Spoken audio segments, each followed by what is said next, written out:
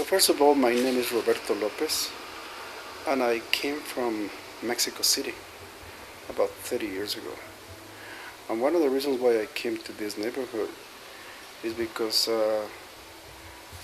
I was looking for a Chicago that existed in my imagination. Growing up in Mexico City, I used to go to see the movies and I used to read books and magazines about Chicago. And when I came to Chicago, I I came to this corner, Milwaukee, North and Damon, and I found this big old building. And and then I said, "This is Chicago." I went to downtown. I didn't like downtown because that Chicago did not look like me, like that to me. Chicago looked like this intersection right here. Because when I came to this neighborhood, this particular corner was open 24 hours a day. There was a pharmacy that was open and a whole bunch of restaurants, bars, and people just coming and going 24 hours. And that really attracted my attention, and I stay here. Um, and what I did the first years of my life here, I joined a group of activists that tried to um, do something to rescue many houses that were in deterioration. A lot of houses here were, you know, about 100 years old, more than 100 years old, and a lot of them were in deterioration. A lot of people were, had problems with the economy back then. So I tried to do something by joining some of the people, opening up a clinic, medical clinic. Um, and so I became some sort of a community activist. And later on, I got together with other people, and we opened an alternative high school where we used to provide educational services for high school dropouts. Um, so I did this job for about 12 years. And in the early 80s, when the neighborhood began to changing because a lot of people moved from other areas of the city, mostly Lakeview, Old Town, areas that are closer to the lake. These people were displaced, and most of these people were artists moving to the neighborhood. And a lot of them came here because there was a lot of places that people can rent a place for low rent and a lot of space. And I was curious about these people, so I went to the first gallery openings. I talked to many of these artists about the meaning of art, the meaning of them coming here, the meaning of creating things. And so in that process, I became an artist myself. Somebody gave me a camera, and without knowing anything about photography, I will go to places and I will take pictures of community residents. I take pictures of artists. I will take pictures of gallery openings, and I got acquainted with the beginning of the art movement in this particular place, Wicker Park. Tell me about it. What is the art movement in Wicker Park? How is it unique, or what words would you use to describe it? It was a very unique movement because many people came here with a sense of freedom.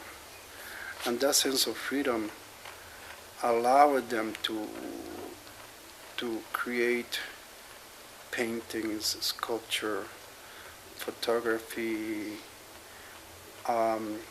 acting, music. Um, there used to be a large number of musicians that moved into the neighborhood, and they created a sound that was kind of unique. It was a blend of things, like it was a mix of rock, jazz, circus music, and something else. I don't know what, something else. But many of these people, many of these groups of musicians created a sound that came out of this neighborhood. Some of them became a little bit famous, like Liz Fair and the Smashing Pumpkins, and some of the people like the Milk of Burgundy, the Wild Coyotes, and other groups of people that still play around the city. So, Roberto, tell me a little bit. So, you came to this neighborhood 30 years ago. You began to learn a little bit more about it yourself. Mm-hmm. You began to find some more interests in things that you... Mm-hmm. And it seems like slowly you began developing this hobby of photographing people in the neighborhood, yeah? Well, it wasn't really a hobby. What happened here is that I wanted to join in with what was happening with the artists moving in, Uh-huh. and I wanted to be able to create something. Um, um, I didn't want to just to be a person that will go to gallery openings and that sort of thing. I said to myself, what is there that you can do? Can you paint? You know, I could paint, but painting for me is very, very tedious. It takes a lot of time. And then when you sell your artwork, whatever you sell is somebody else's property. It stops being your property. So I said to myself, well, photography should be the medium that I should choose.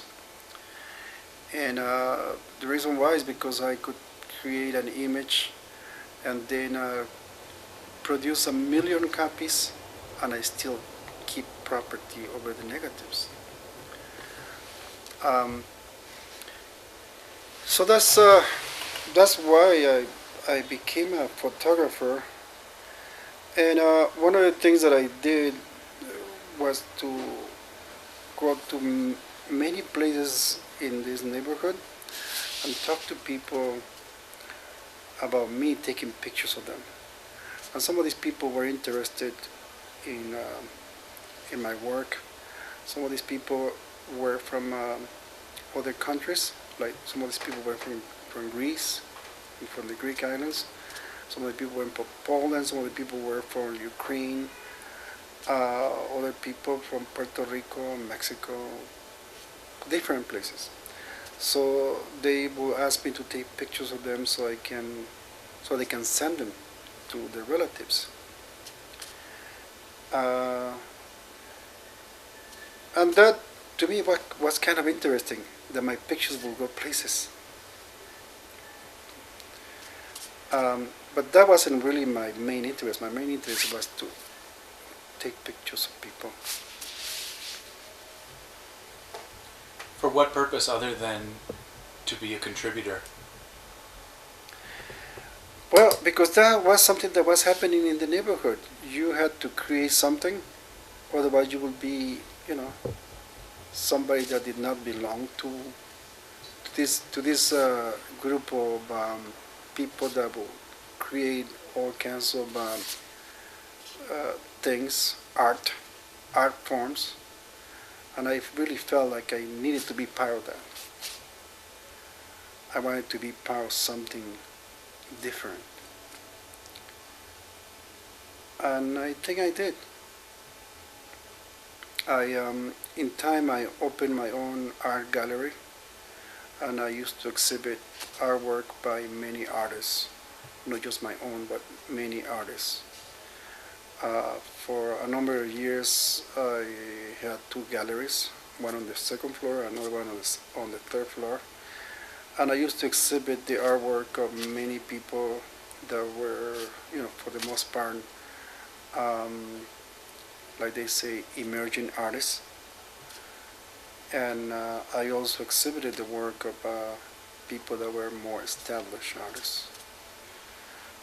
Um, and that, to me, was the highlights of my existence here. To be able to have a gallery in which I could exhibit the artwork of other people. Another thing that came out of this interaction with groups of artists is that a lot of them were in need of housing or in need of, you know, relating to somebody. And since I worked for this building for 13 years, um, I used to make it easy for them to find a place here or find some other people that they can talk to and become friends and develop their artwork and themselves into this artistic environment. So, can you tell me a little bit over the course of 30 years, how has the neighborhood changed? How has the physical space changed? How has the population changed? The ideas? One of the things that I never expected to happen was that first of all, when I arrived in the neighborhood, it was one of those neighborhoods that was totally in decay. It was a decaying neighborhood. Decaying neighborhood because the buildings were old. Most of the people here were old, and this was considered to be a dangerous place to live. Many people that came to do business here, like pharmacies, doctors, and business in the neighborhood, they will close their doors at 7 o'clock, 7 o'clock, and then afterwards, most of the people that were here were street people, prostitutes, drug addicts.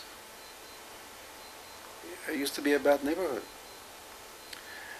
And then after the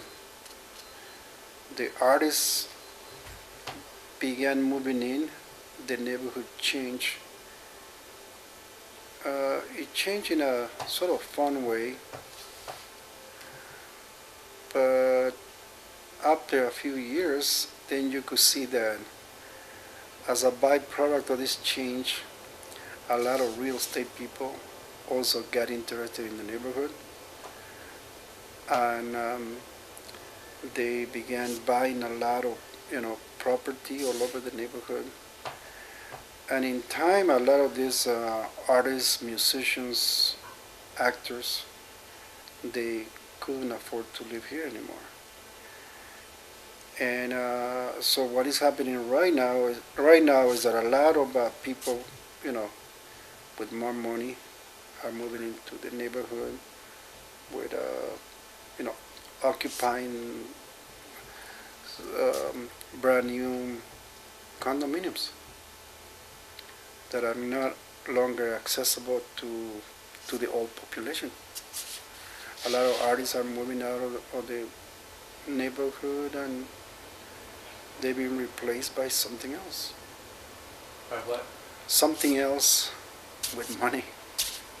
Somebody else with money. uh, you know, there used to be about 30 to 40 art galleries, and now there's about 6. And a lot of these galleries, they were replaced. They were replaced by nightclubs, bars, restaurants. So all the feeling of now these galleries, they were replaced. They were replaced by nightclubs, bars, restaurants. So all the feeling of the feeling of an artist's neighborhood and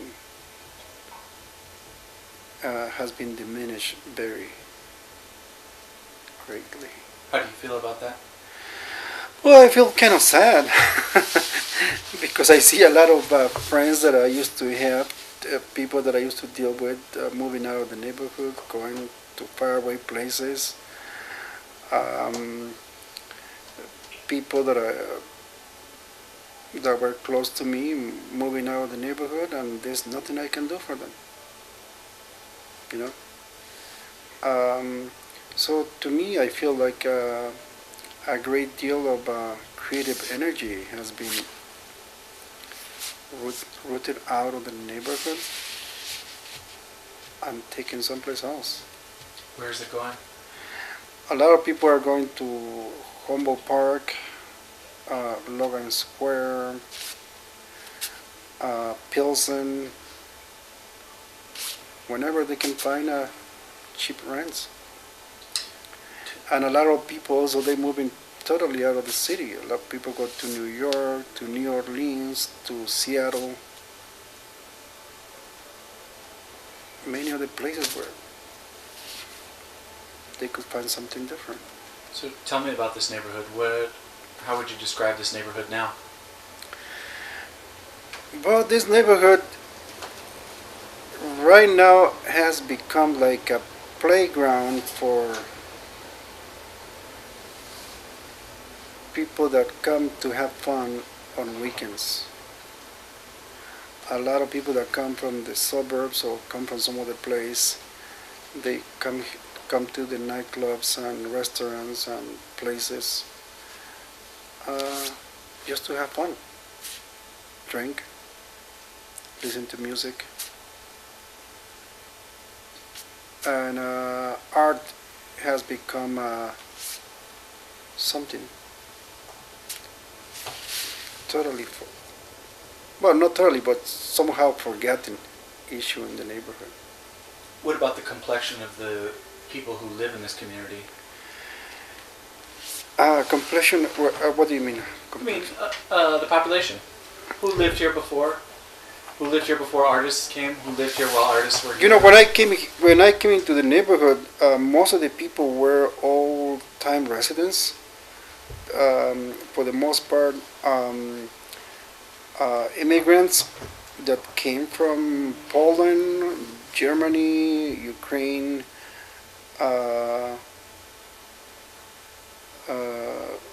that part of Europe, Eastern Europe, and most of these people were old people. Because what happened here is that in the 50s and 60s, a lot of these people, the children of these people, moved to the suburbs. And then there was a vacuum in the neighborhood because a lot of these young people moved to the suburbs. So they were replaced by Puerto Ricans. A lot of Puerto Ricans moved into the neighborhood, and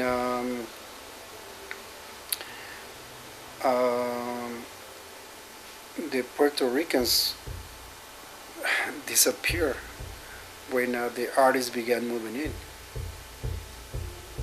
So right now, the artists are being replaced by people that have a little bit more money. So that's the difference right now. Um,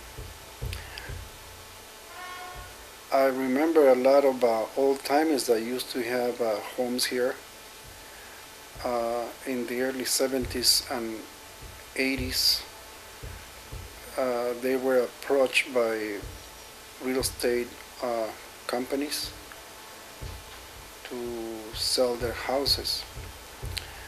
And sometimes with people, the old timers refuse, and then something mysterious happened to some houses that were set up on fire, um, and then people were frightened by the idea that their house will be next. So a lot of them people just sold their houses and moved someplace else. I remember that you could buy a big mansion here, one of those rich people's mansions from way back when. You could buy a big mansion here for $15,000 in the late 70s.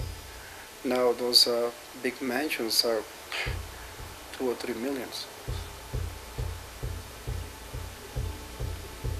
So somebody makes some money. Why are things changing so rapidly here? Why this neighborhood? Because this neighborhood is centrally located. There is great means of transportation, like we got the L. You take the L going northwest and you go to the airport. You go downtown, you will be there in 5-10 minutes. Why else? Uh, I mean, the bus runs all over the city. There are L stops throughout the city. uh-huh. You can take an L stop from anywhere in the city and get to O'Hare. This is a very important location because there is 3 different bus routes that come together here. So if you want to go someplace, any place in the city, there's means of transportation that you could take right in the corner. Do the people who are paying to move into luxury condominiums now, are those people who ride public transportation? Most of them do. You could see people going to work in the morning, going downtown or going someplace else, and you could see that they compete with the pigeons as far as how they fly going to work early in the morning. You could see them sort of fly going to work, and then after 3, 4, 5 o'clock, you see them coming back walking like elephants. What do you mean? Very slow and tired. What does that tell you? Well, it tells me that people get a different lifestyle. Before, with the artists, they could spend all night long just working on a painting, and then they will go to sleep during the daytime.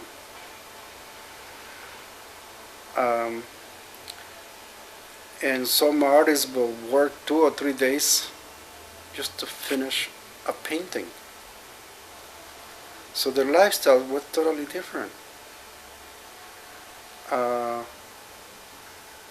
There were some people that will spend a lot of hours rehearsing a musical composition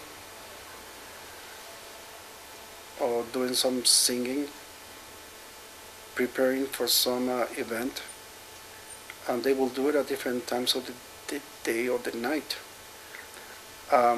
With this new group of people here, they got some set hours. Go to work 8, 9 in the morning and come back at 4, 5 late in the afternoon. That becomes more predictable. Do you interact with many of the people who live here these days? I do. Ever since I came into this neighborhood, I make an effort to interact with people here. I did it before with the old timers. I did it with the Puerto Ricans before, the artists, and now with people that are here.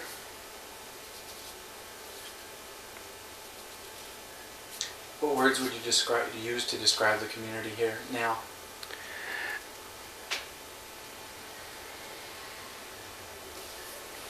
Very predictable. Before, things were unpredictable. When you say predictable, do you mean you can predict the person who's going to move into a vacant apartment? No, most of the people that are moving into this neighborhood, they get some attitudes that are predictable. Like there's a whole bunch of those machines where you go with your credit card and draw money from. ATM cards. So there's a whole bunch of machines like that. So when you see somebody walking around, it's because they go into these machines. Those things didn't exist before. And you could follow any of these particular people, and then you know that they're going to the machines, get some money. So there's a lot of these machines all over this corner. So this predictability that you're talking about, what is the significance of that? What does that mean, or what does that tell you? Well, it tells me that the society is changing into something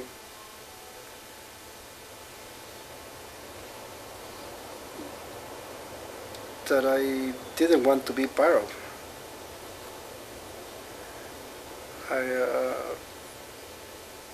I'm the kind of person that wants to go out there and discover things, and I like people to discover me, and I like to interact with people and do things. But when people come around and right now, when people come around and they look at things, they rarely go into the pockets and say, "Oh, I want to buy that." Or how much you charge for your services? Or how much is this? How much is that? They get this idea that everything is for sale. Even your own information. It's like I had cases in which people come to me and say to me, "Excuse me, can you tell me where so and so nightclub is?" I say, "Oh, that place is da da da da over there." "Oh, here, I give you some money." I said, "Oh, no, it's okay. I don't charge for my services." What does that make you think or feel when someone offers you money? It makes me feel bad. Because some people get the idea that just because you are here, they could buy your presence here. Your presence here is for sale, and it's not like that for me.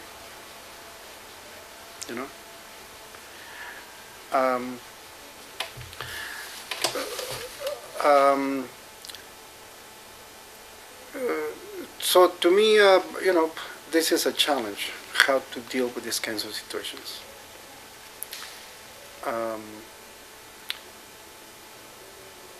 And I'm still trying to find a way to deal with it.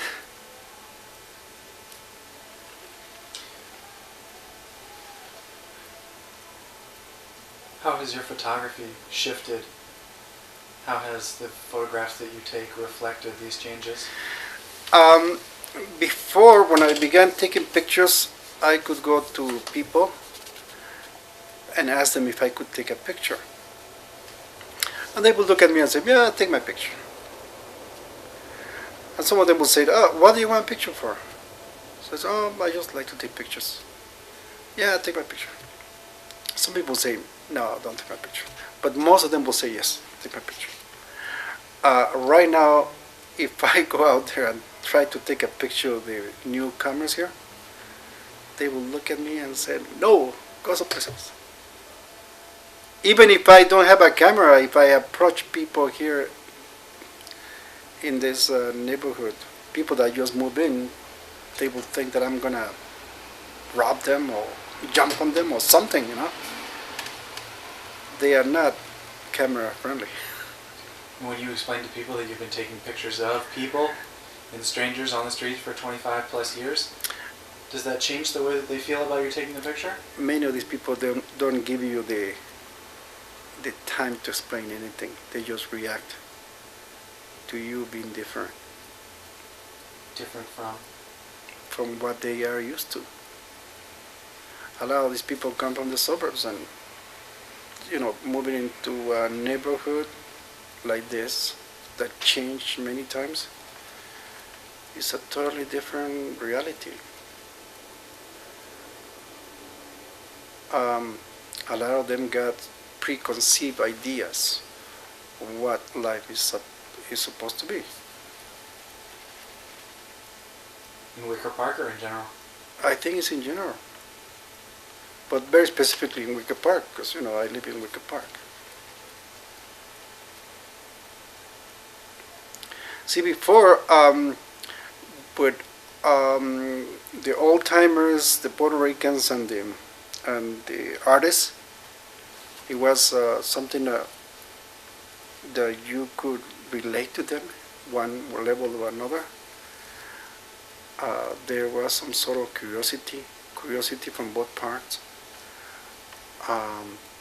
Now that curiosity is not there. Now you need a direction? Yeah, nowadays people look at you like, what is this person doing here? Or what this person can do for me.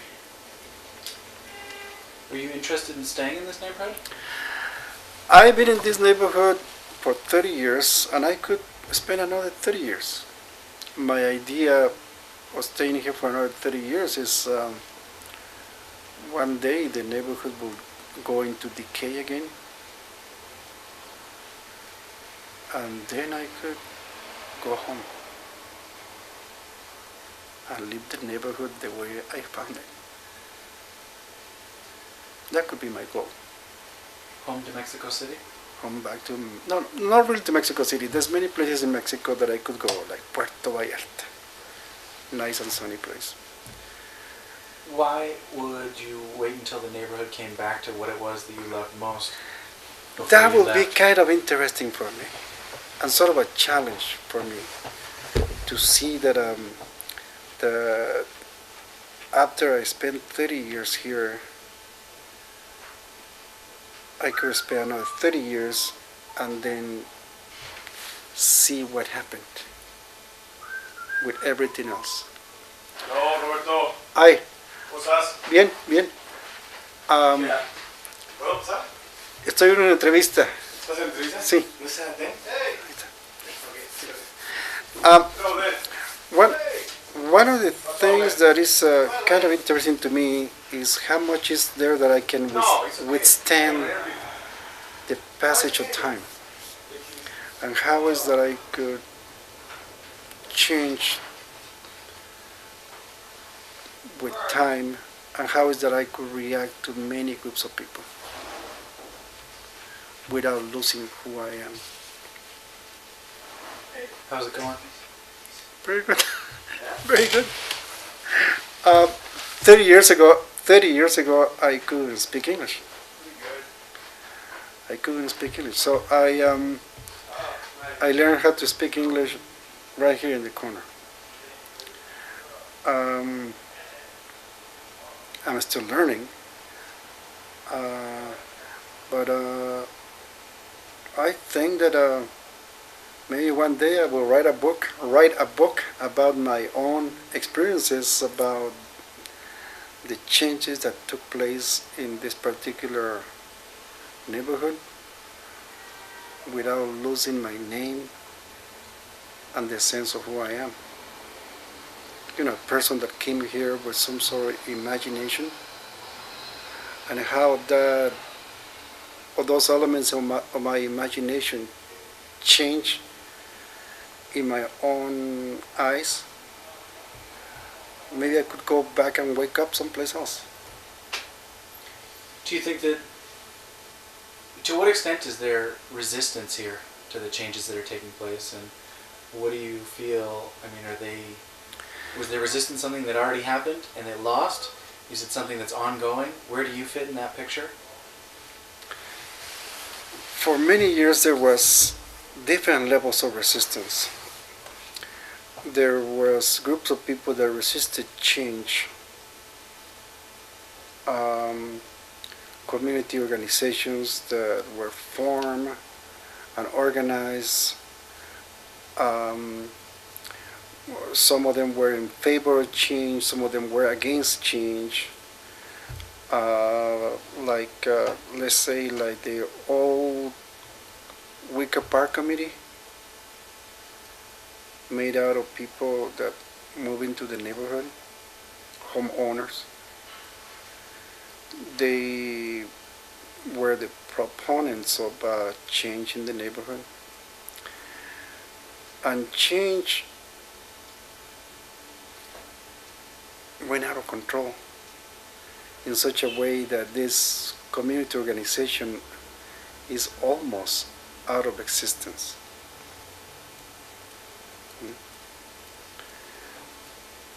Like they used to organize house walks in the neighborhood, and they used to organize festivals to attract people into the neighborhood, to attract people from the suburbs with money to buy into the neighborhood. Now a lot of people are already here, and a lot of things change. A lot of these people went someplace else. They lost interest, and they became history. What do you see in the future of this neighborhood? What I see in the future of the neighborhood is that a lot of this new housing, condominiums, are being built in a fast manner, and a lot of these products, according to some information, a lot of the construction products that they are using in these condominiums are not going to last for more than 20-30 years, in such a way that these condominiums had to be replaced, because the nature of the construction is not something that would last like the original houses. Many of them have been here for more than 100 years. Who will live here in 20 years? I don't know. It's one of those things that you cannot tell, because it's like I'm telling you, people before did things to promote change in the neighborhood, and that change went out of control. Something that I could not control.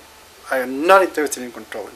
You're not interested? I'm not interested in controlling. Uh-huh. I'm interested in seeing how things develop. Did you have, if you were interested in the way that things develop, Mm-hmm. and yet the change was spiraling out of control, as you say, Mm-hmm. do you feel like you could see what was happening before you? Was it always clear, the process that was taking place? No.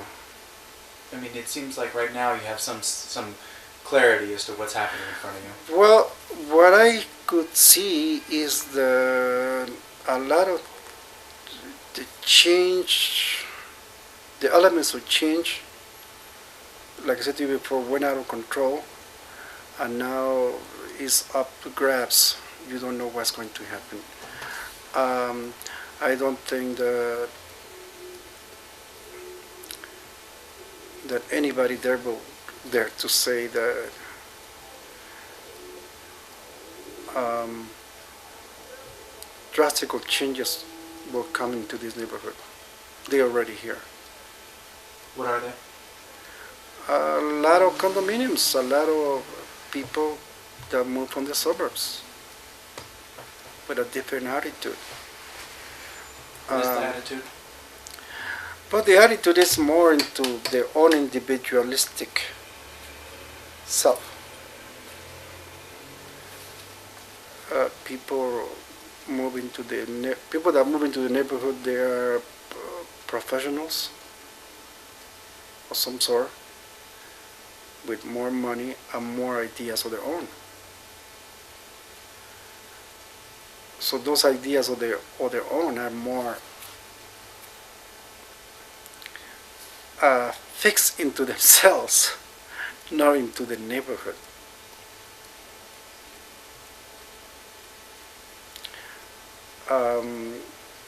Like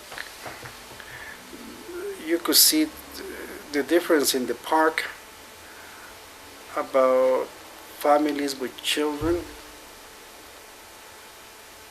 and now you could see individuals walking with a dog, sometimes two dogs.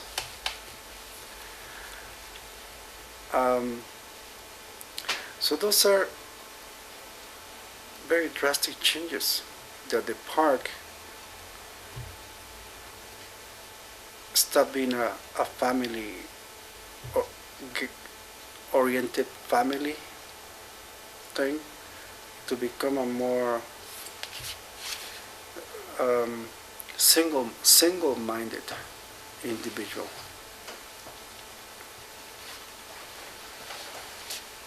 How do you feel about Starbucks moving in here in the corner? Oh, it doesn't bother me since I don't drink that kind of coffee. It doesn't bother me. When you say that kind of coffee, what do you mean? These kinds of coffee, these kinds of things are not in my taste right now. I haven't tried that in my lifetime. So maybe one day when I make some money, I will go there to see and taste the coffee, but it doesn't bother me. It's just like McDonald's or Burger King. It's just something that is coming to the neighborhood. And the same way it comes to the neighborhood, it disappears, like many other things. Like there has been a number of restaurants and nightclubs that open, and after 2-3 years they went out of business because people's taste switch into something else. Like some years ago we used to have a pizzeria, and that pizzeria went out of business after 2-3 years. And we had a fancy restaurant downstairs, and after 2 or 3 years became somebody else's property. And after 1 year and a half, went out of business altogether. So people have, like I said to you before, different ideas, even about themselves, and that is reflected in the kind of business that is moving into the neighborhood. Like there is 2 very fancy and expensive shoe stores. So you want to buy a pair of shoes, it will be $150 and up. So who goes to buy into these places? $150 pair of shoes. So obviously this kind of businesses would last for 2-3 years and go someplace else. There was a time in the neighborhood where we had about 26 stores, Korean stores, that used to sell the same kind of items. 26 of these stores went out of business in 2 or 3 years. And that happened in the 80s. Can I ask you, Roberto, what of the process that you explained that has been going on here for the 30 years that you've lived here, change is, is a reality, right? You're talking about from one change to another, to another, to another, to another, always changing. What part of those changes in this neighborhood is specific to this exact location? And what part of that is the same process that is going on in neighborhoods around the city and really around the United States at this point in history? The tendency to become highly commercialized. That's a tendency. A lot of these businesses that replace the old businesses that were more neighborhood oriented with neighborhood people. Now it becomes like Starbucks, that you don't even know who runs it. It becomes very like a non-personal thing, something that you could find someplace else. But the uniqueness of this particular place, the Polish restaurant BCB, was unique because it was the kind of place, neighborhood place, that you could go and talk to the owner. And after talking to the owner and being there many times, the owner will come to you and say, I prepared something especially for you. I want you to try this. And that is something that I don't think will happen with a place like Starbucks, because you don't know who's the owner, and they got a defined way of doing business that is not a personal touch like the businesses that used to be here before. So in that particular respect, this business has become like any other businesses, any other place, not just in the United States, but in the world, such like McDonald's, Burger King, Starbucks, and so on and so on and so on.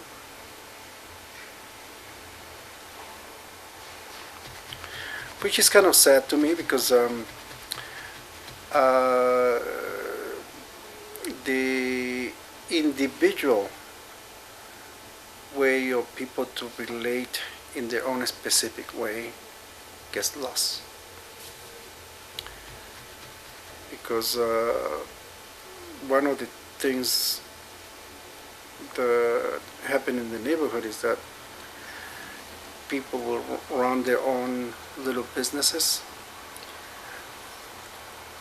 and besides buying a product, you will relate to some human being in a particular way. And many of these people were from Poland, Germany, Ukraine, Russia,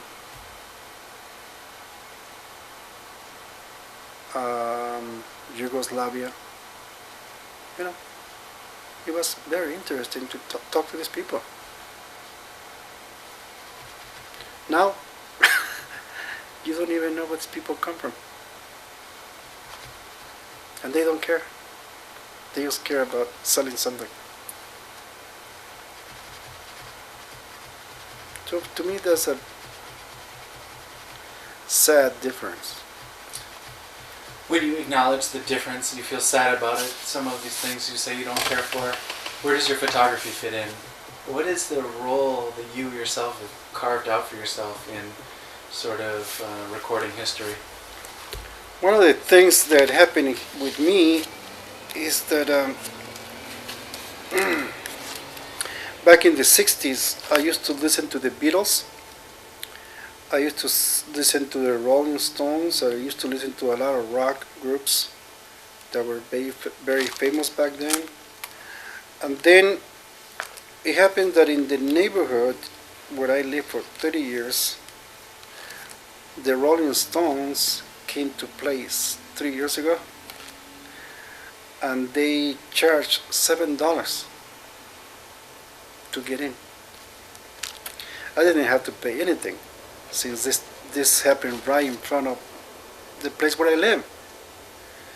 So you could see in this particular picture, the Rolling Stones playing here tonight, cover charge $7.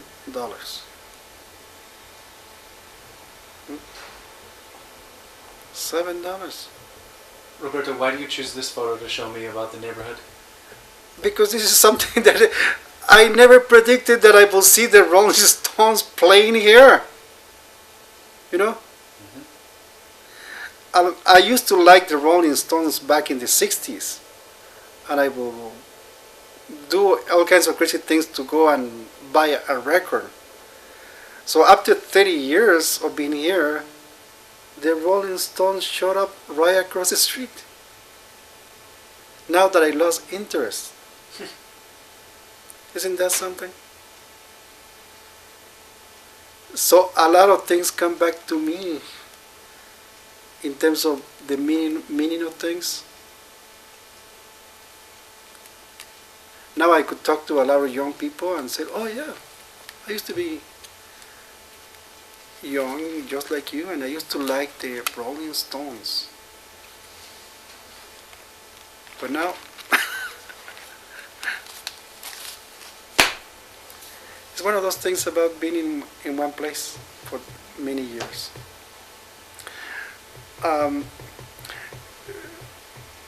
The same thing happened to me, that without even trying, I came across President Clinton at the old BCB. He came to visit, and without even trying, you are right in front of Bill Clinton, the U.S. president. I didn't take a picture of him, but you know, this is something that happened very quickly, and you are there. I saw people like Arnold Schwarzenegger came here to make a movie, Jim Belushi,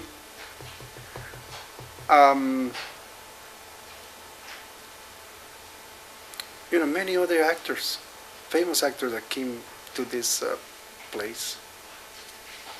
So what you see in the movies, what you read about in the magazines, what you see on television, all of a sudden is right here, right in front of you. So that's something that I like about being in a place for 30 years. That the world comes to you. Anything else you'd like to say, Roberto? Well, I'd like to say that I wasn't born or raised here. I like to live here, but I don't plan to die here. It's too cold. I spent 30 winters here, straight winters here. And one day I will go back to sunny Mexico on a permanent vacation. So I plan to spend part of eternity in sunny Mexico. At what point will you decide it's time for you to leave?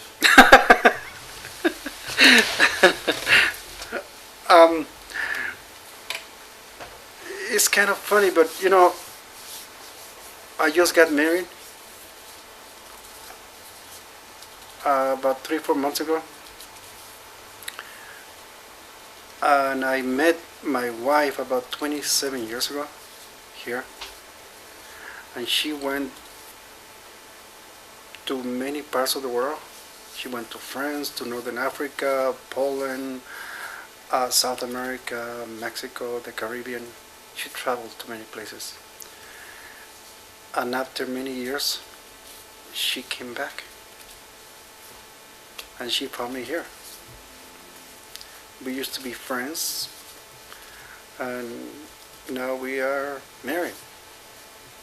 So we got a lot of stories to talk about. So now it's not up to me, it's my wife and my son.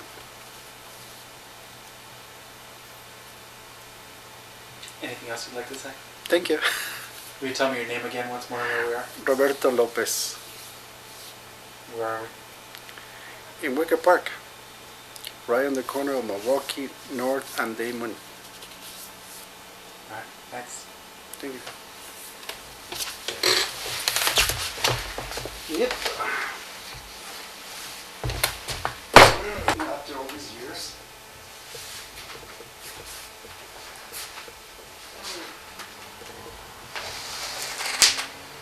After all these years.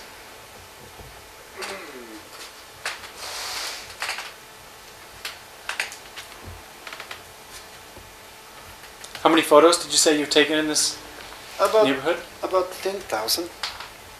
I got about 10,000 pictures of people, happenings,